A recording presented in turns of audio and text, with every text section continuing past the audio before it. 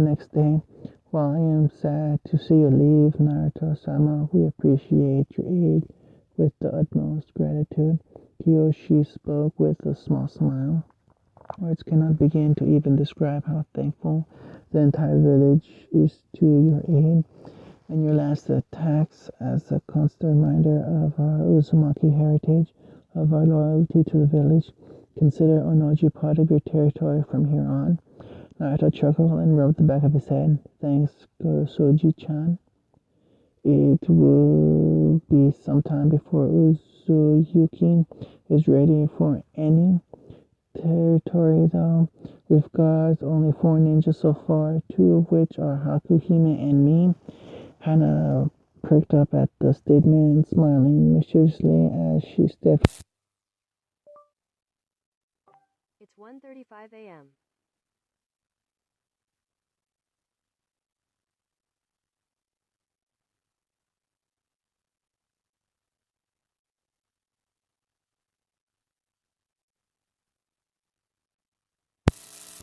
His training has gone well, but he needs some real-world experience. I know you'll be traveling around the nations while you place Uzuyuki at the level it deserves to be. I think that is just the thing that he needs to become a master puppeteer. Naruto and Haku glanced at one another, seemingly having an entire conversation. Well, literally having an entire conversation. Smiling, they looked at the mother-son duo and nodded.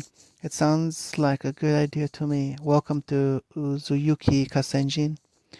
Naruto said I don't have any hitaitas made at this point, but you can be sure that there's still a ninja of our village. Kasenjin smiled back appreciatively. Arigato, Naruto-sama. I will not disappoint you.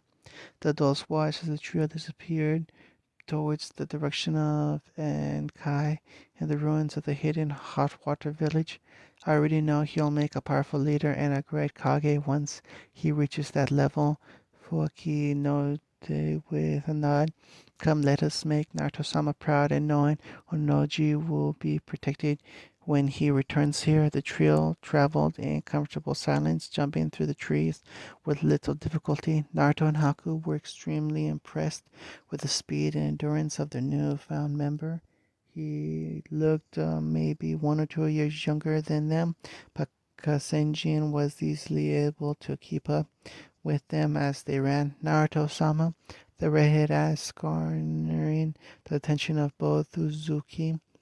What did the Ronin give you before we arrived at the village gates? Naruto chuckled and pulled out a scroll from his trench coat as they continued traveling. Well, it is one of 3 scrolls from the Nuibari's techniques. I sealed it into this scroll here, which I'm using to keep all the scrolls for the keys. I've got 2 of the Kubikuchi scrolls, and I think there are 3 of them. And 1 of the Nuibari scrolls. I believe NK will have both Nuibari and 1 of the scrolls as well, if Zabuza was any indication. As soon as he spoke the man's name, Naruto glanced at Haku, but saw her smiling, nodding. He smiled back. It's okay, Naruto-kun. I can handle hearing his name at the least. You, of all people, know my emotions, so don't worry too much about me hiding how I feel. I guess you're right, Hakuhime. I'll make sure to remember that. Suddenly, Naruto and Haku stopped at the exact same instant, forcing Kasenji to halt his movement as well. That chakra, he frowned. It's so dense. Naruto-kun, I can feel it too, but it's because of the emotion. I feel the absolute corruption from it. It's not normal chakra, something so large with this dark feeling. It can only mean one thing. What? Kazenjin asked as he glanced between the two. Can I be filled in on whatever you two are talking about? Some of us can communicate telepathically. There's a Jinchuriki nearby, Naruto explained to him. I'm unsure which one though. I've never met another one, so I don't have anyone to compare it to. Coming in thought, he nodded to himself. Come on, let's get a closer look to whoever it is. The other two glanced at each other and then at him. What? Naruto-sama, is that wise? Kasenji and Wonder Jinchuriki are rumored to be able to take down armies of Jonin alone at their peak. I know that Hakuhime and yourself have the same power as the Nibi and Yobais, respectively, in addition to your own power.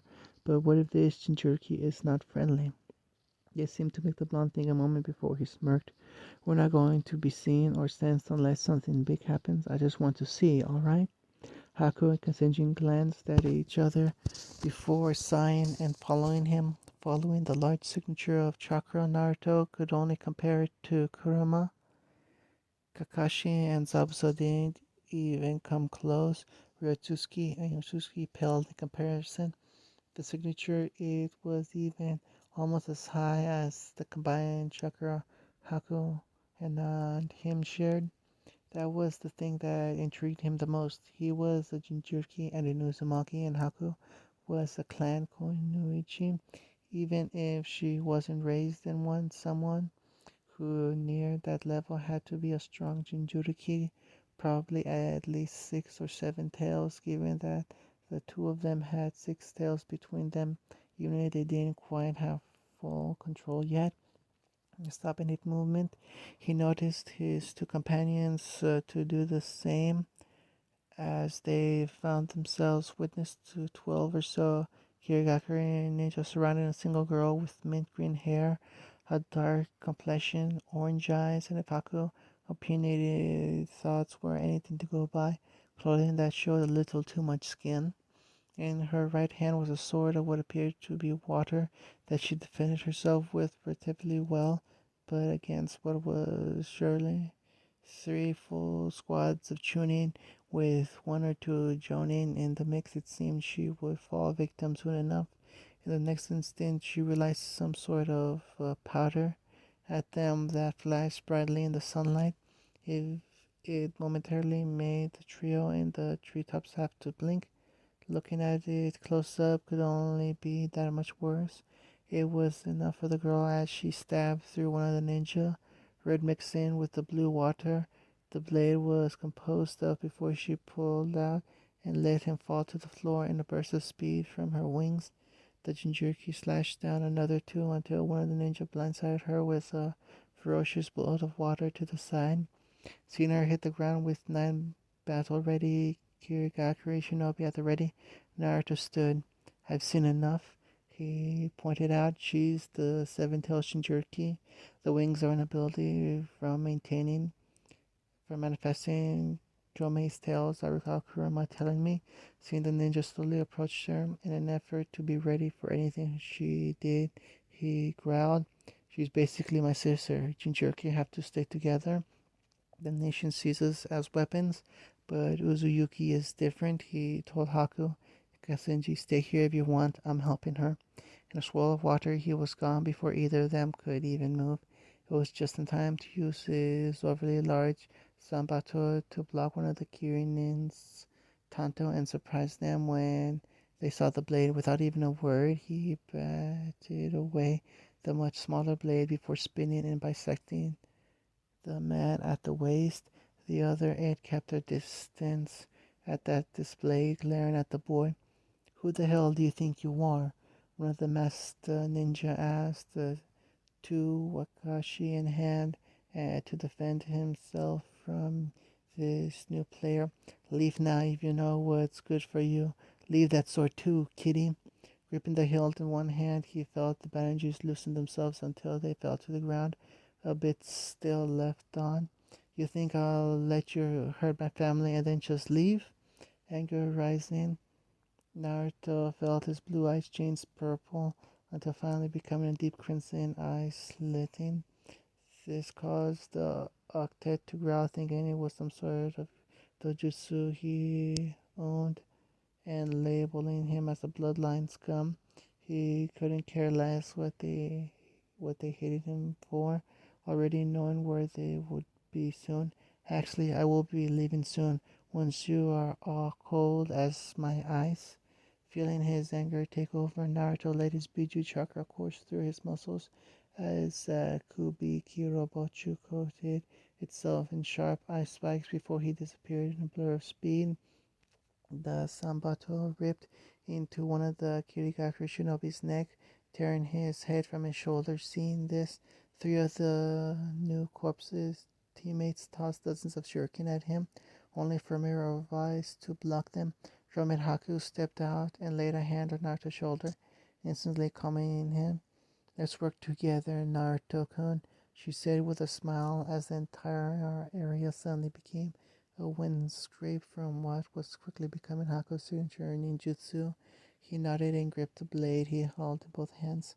"Kasenjin will give us puppet support." Turning to look at the remaining six, the pair disappeared quickly. Within the first second, another corpse was cut in half horizontally at the waist, while a second was frozen solid, head shattered as it hit the floor, her body following a similar fate. A giant steel snake burst from the trees, not a moment later, wrapping around another ninja as it breathed fire and killed off yet another. The final two swallowed the display, actually terrified at the amount of killer intent Naruto was releasing. "I just don't suppose you could let us go, huh?" one asked, eliciting a smirk from Naruto. "You can go," he said. They grinned until they felt someone behind them. It was only a moment more they lived until Kurama slashed through them with her claws, killing both instantly before flicking the blood off her nails. "Go to the next world, that is." "Who are you guys?" Naruto, Haku, Kurama, and Kasenjin turned, looking at the vedette, seeing her holding her arm in pain, but still looking ready to fight if need be. "Uzumaki Naruto, leader of the Uzuyuki Kagure no Sato clan, head of the Uzumaki, and Jinchuriki to the Kyubi no Kitsune, at your service."